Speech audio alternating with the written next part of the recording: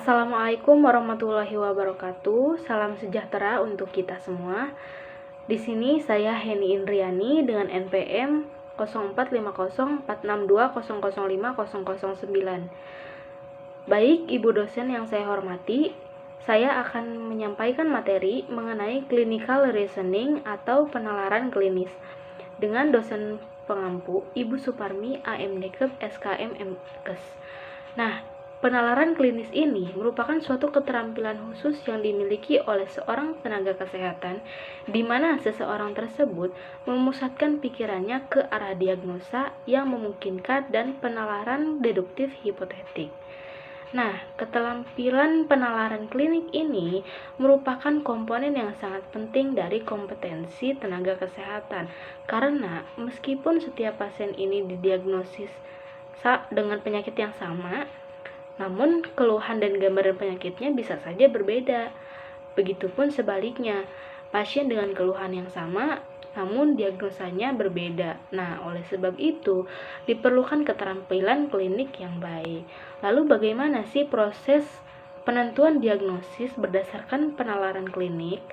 Nah, berpikir menuju penentuan suatu diagnosis menjadi bagian dari proses penalaran berpikir klinis. Terdapat 3 macam pola berpikir untuk menentukan suatu diagnosa. Nah, yang pertama ini merupakan pola induktif. Nah, pola induktif berpangkal pada pengumpulan data klinik subjektif dengan anamnesis lengkap dan pengumpulan data klinik objektif dengan pemeriksaan fisik yang lengkap dan pemeriksaan penunjang. Misal, ada seorang pasien datang ke bidan, beliau mengatakan usia kehamilannya 20 minggu. Nah, terus beliau ini mengeluh susah makan, terus insomnia, kemudian pikirannya kacau dan moodnya sering berubah-ubah. Nah, data tersebut merupakan data subjektif. Kemudian dilakukan pemeriksaan penunjang agar didapatkan data objektif yang kemudian data tersebut akan menjadi sumber untuk mendiagnosis penyakit yang diderita oleh pasien tersebut. Nah, kemudian pola berpikir yang selanjutnya adalah pola deduktif hipotetik. Nah, cara berpikir ini berpangkal pada pertanyaan apa sih yang salah dari pasien ini. Nah, jadi hipotesis awal yang umum yaitu bahwa ada atau tidaknya suatu penyakit pada pasien tersebut. Lalu, apa perbedaannya dengan pola berpikir sebelumnya, yaitu pola berpikir induktif? Nah, pola berpikir induktif ini ada pada interpretasi data klinik. Perbedaannya ada di situ ya. Sedangkan pada pola ini, data yang didapatkan sudah dilakukan persangkaan atau dugaan sementara atau bisa disebut hipotesis. Nah, untuk hipotesis awal ini masih bersifat umum seperti masalah atau kelainan sistem organ atau berbagai kemungkinan penyakit lainnya.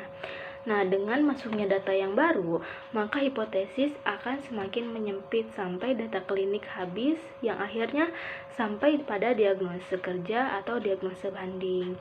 Nah, sebagai contoh, misal ada pasien mengeluh nafsu makannya berkurang, sering begadang karena insomnia, kemudian pikirannya kacau, terus moodnya berubah-ubah. Nah, berdasarkan data tersebut, bidan akan mendiagnosis bahwa pasien tersebut mengalami gangguan psikologis pada kehamilan. Namun, untuk mendapatkan data yang lebih spesifik, maka dilakukan pemeriksaan penunjang agar didapatkan diagnosa yang lebih tepat. Sehingga pola ini harus dilakukan secara berulang-ulang. Nah, perlu diketahui bahwa jika dianalisis secara lebih lanjut, hipotesis ini terbagi menjadi 2, yaitu hipotesis yang mungkin dan hipotesis yang paling tidak mungkin. Nah, kemudian pola selanjutnya yaitu pola deduktif, hipotetik, integratif. Nah, pada pola ini memiliki dasar yang sama dengan pola deduktif hipotetik, namun sedikit berbeda pada arah berpikir dan hipotesisnya.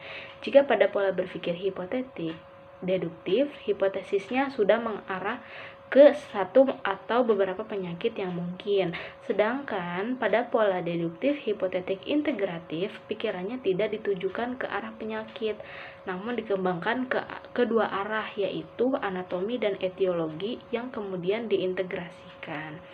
Nah, untuk menguji hipotesisnya, dibutuhkan data klinik sebanyak-banyaknya. Selain itu, anamnesis dilakukan dengan cara memberikan pertanyaan yang banyak. Nah, setelah proses berpikir itu berlangsung, seorang dokter atau bidan dapat memutuskan diagnosa dari pasien tersebut. Nah, untuk contoh kasusnya yaitu seorang wanita usia 23 tahun hamil anak pertama datang ke BPM Bidan H. Kemudian beliau mengeluh terjadi perubahan emosional seperti lebih sensitif terhadap lingkungan sekitar, kemudian mudah menangis, merasa jengkel dan sebel. Nah, beliau mengatakan bahwa kehamilannya berusia 20 minggu. Lalu, apa diagnosa bidan terhadap keluhan pasien tersebut? Nah, di sini saya akan mendiagnosa pasien menggunakan pola berpikir deduktif hipotetik. Nah, pertama-tama saya akan bertanya mengenai data subjektif pasien, seperti bertanya nama pasien, usia pasien, riwayat kehamilan, atau riwayat penyakit pasien sebelumnya, dan lain sebagainya. Nah, berdasarkan data yang diperoleh, maka dapat ditegakkan hipotesis atau dugaan sementara, yaitu pasien mengalami depresi kehamilan.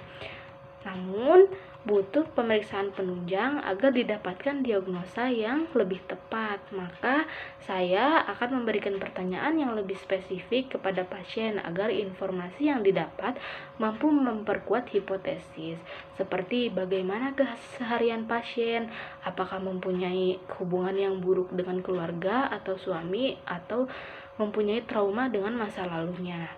Nah, setelah didapatkan data yang cukup, maka sebagai seorang bidan, saya seharusnya sudah bisa mendiagnosa pasien bahwa pasien tersebut memang benar mengalami depresi kehamilan. Kemudian setelah pasien terdiagnosa, maka kita harus memberikan penanganan yang tepat kepada pasien agar pasien tidak stres dan mampu menjalani kehamilan dengan tenang sampai persalinan nanti. Nah, demikian penjelasan yang dapat saya sampaikan. Mohon maaf apabila ada kesalahan. Wassalamualaikum warahmatullahi wabarakatuh.